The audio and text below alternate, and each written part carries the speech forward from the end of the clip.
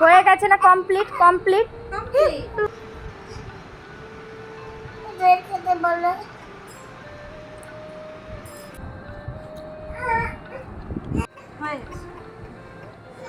কান্দিস না বাবা।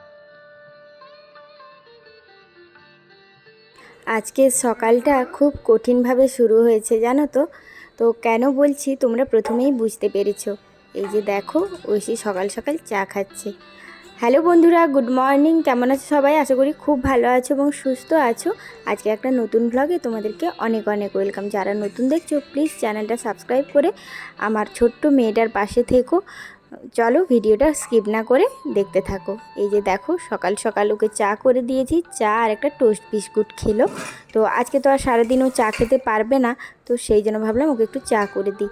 আর এদিকে দেখো ডিম আর বেশি করে আলু সেদ্ধ করে নিয়েছি, আর এখানে ভাত বসিয়ে দিয়েছি, আর এখানে ডিমের মশলাটাও করে নিয়েছি। ডিমটা আলু দিয়ে পাতলা করে ঝোল করব। আর এদিকে দেখো ঐশী চা বিস্কুট খাওয়ার পর থেকেই ডাইনিংটায় শুয়ে আছে, আর কোনো কথা শুনছে না। প্রথমে ভেবেছিলাম ডিমের ঝোল আর ভাত করব, তারপরে ভাবলাম যে না আরেকটা কিছু করি, তো ভাবলাম একটু পটল ভাজা করে নিই। তো একটা তরকারি দিয়ে ঐশীর বাবাকে ভাত দিতে কেমন একটা লাগছে, তো সেই জন্য ভাবলাম যে বাড়িতে অনেক পটলও ছিল, তাহলে একটু পটল ভাজা করে নিই। এই যে দেখো পটলগুলো একটু নুন হলুদ মাখিয়ে নিচ্ছি, তারপরে এগুলো ভেজে নেব। এদিকে দেখো রান্নাবান্না কমপ্লিট করে একটু চাউমিন করে নিয়েছি একটা ডিম দিয়ে। তো ঐশীর জন্য এই চাউমিনটা নিয়ে যাব। যেটা খেলো ও যতটা খাবে খাবে, তারপরে যেটা থাকবে আমি খেয়ে নেব। কারণ ওখানে তো আর সেরকম কিছু খাওয়া হয় না। আর ঐশীর বাবা কেক তারপরে চিড়ে ভাজা মুড়ি এগুলো কিনে দিয়ে যায়। তো এবারে আমি বলেছি যে এবারে আর কিনতে হবে না, আমি যা নিয়ে যাচ্ছি সেগুলোই খেয়ে নেব ঐশীর সঙ্গে। তো এইদিকে দেখো এখন এটা আমি ঠান্ডা হতে দিয়ে দিয়েছি। এখন দেখো আমরা রেডি হয়ে গেছি। তো আমি উপর থেকে সব ব্যাগপত্র নামিয়ে নিয়ে এসেছি, আর ঐশী ওখানে রেডি হয়ে ওর বাবার কাছেই ছিল। তো ওর বাবা রেডি প্রায় হয়েই গেছে, এবার আমরা বেরোবো, শুধু মানে ব্যাগগুলো নিচে নিয়ে যাওয়ার অপেক্ষা। এই যে দেখো কত আশা করেছিলাম এই ব্যাগটা হয়তো আমাকে আর বের করতে হবে না, কিন্তু ভগবান সেই কথাটা আর শুনলো না। আর এদিকে ঐশীকে 20 টাকা দিয়েছিলাম, সেটা আমার ব্যাগে ঢুকিয়ে দিল, বলল ওখানে গিয়ে আমি কিছু কিনবো। আর এই যে দেখো একটা পুতুলটার মাথা নেই, ওই পুতুলটাও ব্যাগে ভরে নিচ্ছে, বলছে আমাকে তো ওখানে নিয়ে গিয়ে কিছু খেলতে হবে, সেই জন্য কি বলবো বলো। দিয়ে আমি বললাম ঠিক আছে তুমি নিয়ে চলো, ওটাও ব্যাগে ভরে নিলাম, দেখতেই পাচ্ছ। তো আমাদের সব ব্যাগ গোছানো হয়ে গেছে। ঐশীর জন্য সুজি করে ফ্লাক্সে ঢুকিয়ে নিয়েছি। তো আর এখানে দেখো ব্যাগ নিয়ে টানা হিড়ে করছে, ও বলছে আমি এই ব্যাগটা নিয়ে যাব। আমি বলছি ঠিক আছে তুই নিয়ে চল। আর এখন দেখো রাস্তায় মানে অনেক ঘরের চাবি টাবি দিয়ে আমরা বেরিয়ে গেছি। আর এদিকে দেখো ঐশীর বাবা আর ঐশী আমার সামনে যাচ্ছে, আর ঐশী আজকে ওর বাবার কোলে চেপেছে। আমি বললাম যে তুই বাবার কোলে থাক, আমি ব্যাগ নিয়ে যাচ্ছি। মানে এতটা রাস্তা তো অনেকটা ভেতরে বাড়ি, তো সেই জন্য। আর এদিকে দেখো আমি দুটো ব্যাগ নিয়ে যাচ্ছি। এই ব্যাগে ওর দুটো পাশ বালিশ, বিছানার চাদর, কাঁথা, ওর জামা কাপড়, প্যাম্পাস, টিস্যু, জল বোতল, মানে কি নেই, মানে সব, মানে পুরো সংসার আমাকে তুলে নিয়ে যেতে হয়। আর এখন দেখো আমরা হসপিটালে পৌঁছে গেছি, এখন এখানে বসে আছি। তো ওর বাবা কাগজপত্রগুলো সব ফিল আপ করছে। আর এখন দেখো ওকে একটু ওজনটা করিয়ে নিচ্ছি। বাড়িতে অন্যবারে করিয়েই আসি, কিন্তু আজকে করায়নি। তো ওর ওজন করানো হলো, তারপরে ওকে একটা বেড দিল এমার্জেন্সিতে। তো ওখানে ওকে ও বললো আমি শোবো, তো ঐশীকে শুইয়ে দিয়েছি। এখানে ওর পালস, তারপরে টেম্পারেচার, এগুলো সব চেক হবে, তারপর আমরা উপরে যাব। এই যে দেখো আমরা উপরে চলে এসেছি। আর আজকে এই রুমটা মানে ফাঁকাই ছিল, 3টে পেশেন্ট ছিল মানে ঐশীকে নিয়ে। তো আরেকটা বাচ্চাও আছে এখানে। তো ওর প্রচণ্ড জ্বর আজ কিছুদিন ধরে, সেই বাচ্চাটাও ভর্তি আছে। আর এইদিকে দেখো আমরা মানে এখন পুরো ফাঁকা, আর ঐশী এখন ঘুমোচ্ছে, মানে একটু ঘুমিয়ে গেছে। ওই যে ব্লাডটা নিয়ে গেল, ওর শরীরে একদমই ব্লাড নেই, সেই কারণে ওর মানে ব্লাড আজকে কি বলবো, ব্লাডটা শরীর থেকে যে টানছে সেটাও বেরোচ্ছে না, মানে এই রকম অবস্থা। আর এখন দেখো আমাদেরকে এখান থেকে খাবার দিয়েছে, আর আমি ওটা ঐশীকে বলছি যে একটু খা, ও কোনো মতেই শুনছে না। তারপরে ওই যে লেস প্যাকেটটা নিয়েছে, তো বলছে এটা একবার খাবো ওটা একবার খাবো, এই রকম করে ও 3বার খেয়েছিল ডিমটা দিয়ে। তো তারপরে ও আর খায়নি। ওর জন্য যে আমি সুজিটা করে নিয়ে এসেছিলাম, তারপর আমি ওকে ওটা খাইয়ে দিয়েছি। আর ওকে আমি কত কি বকছি দেখো, আমি যে এক্ষুনি ইঞ্জেকশন নিয়ে চলে আসবে যদি না খাও তো, এইসব বলে বলে ওই যে বললাম 2 থেকে 3 বার ওকে দিতে পেরেছি, তারপরেও খায়নি।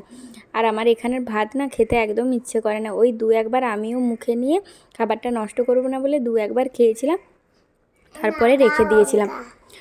আর আমি নিচে গিয়ে একবার আমাকে ফোন করেছিল যে দাদারা ব্লাড নিয়ে আসে, আমি নিচে গিয়ে ব্লাডটা নিয়ে এসেছিলাম।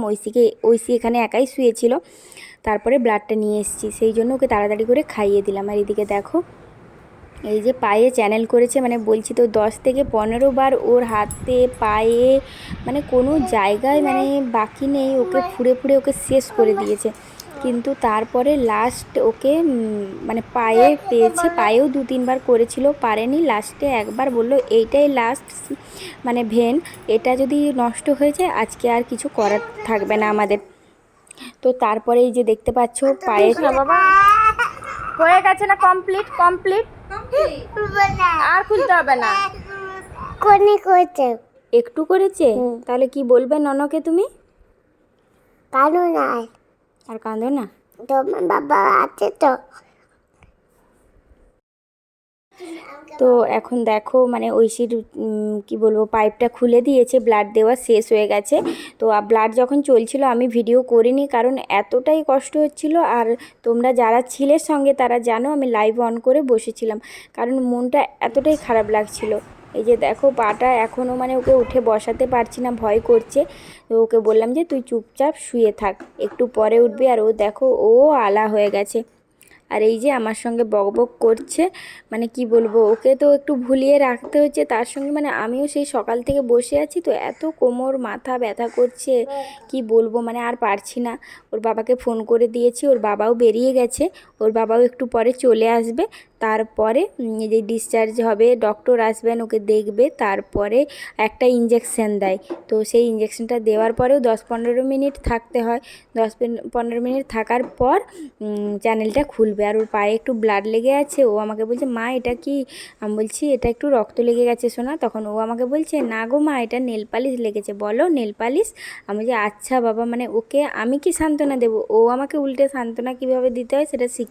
ঐশী আর কোনো মতেই বেডে শুয়ে থাকবে না, আমাকে বলছে আমাকে একটু বাইরে নিয়ে চলো। তারপরে ও আমাকে বলছিল আমার হিসি পাচ্ছে, তো ওর পায়ে চ্যানেল করানো আছে বলে খুব ভয় করছিল কিভাবে বসবে। ওর প্যাম্পাসটা আমি খুলে দিয়েছিলাম, আর তো প্যাম্পাস পরানো যাচ্ছে না, যতক্ষণ ব্লাড চলে প্রচণ্ড পরিমাণে ইউরিন পাস হয়, যত ইউরিন পাস হবে তত ভালো। কিন্তু আজকে ঐশী প্রথম থেকে একটাও ইউরিন মানে ওর পাস হয়নি, তারপর আস্তে আস্তে 1-2 করেছিল, দিয়ে ওর প্যাম্পাসটা চেঞ্জ করে দিয়েছিলাম। তখন ও কী করলো বললো আমার বাথরুম পাচ্ছে, যখন ওকে আমি নিয়ে গেছিলাম আস্তে করে বাথরুমে দাঁড় করিয়ে ওকে হিসি করালাম, কারণ ভয়ও করছিল। তারপরে বারবার ওদেরকে বলছি যে একটু চ্যানেলটা খুলে দাও, চ্যানেলটা খুলে দাও। 5 মিনিট 10 মিনিট 15 মিনিট করে করে ওরা 1 থেকে 1.5 ঘন্টা করে দিল। তারপরে এই যে দেখো আমি অনেকবার বলে আসার পরে এসে করে ওরা চ্যানেলটা খুলেছিল। মানে সে কি বলবো, ওর কান্না মানে চ্যানেল খোলার সময় ওর এত ভয় করছে। অন্যবারে তো অনেকভাবে ব্যান্ডেজ করে হাতে করলে, কিন্তু পায়ে তো সেরকমভাবে ব্যান্ডেজ করেনি। আর এইদিকে ছবিটা দেখো, ছবিটা দেখে মানে এত কষ্ট হচ্ছে কি বলবো, যে কত সুখে একটা হামি খাচ্ছে আর আমি কত দুঃখে একটা ঐশীকে হামি খাচ্ছি। আর এদিকে দেখো চ্যানেলটা খুলে দিয়ে গেছে, আর ওর বাবাও চলে এসছে বিল জমা দিয়ে। আর এখন দেখো আমরা বাড়ি চলে এসেছি, এত টায়ার্ড আজকে কি বলবো, মানে কিচ্ছু বলার নেই, মানে এত কষ্ট হচ্ছে শরীরে। এই যে দেখো মানে ঐশী এখন খেলা করছে। আর চলো আজকের মতো টাটা।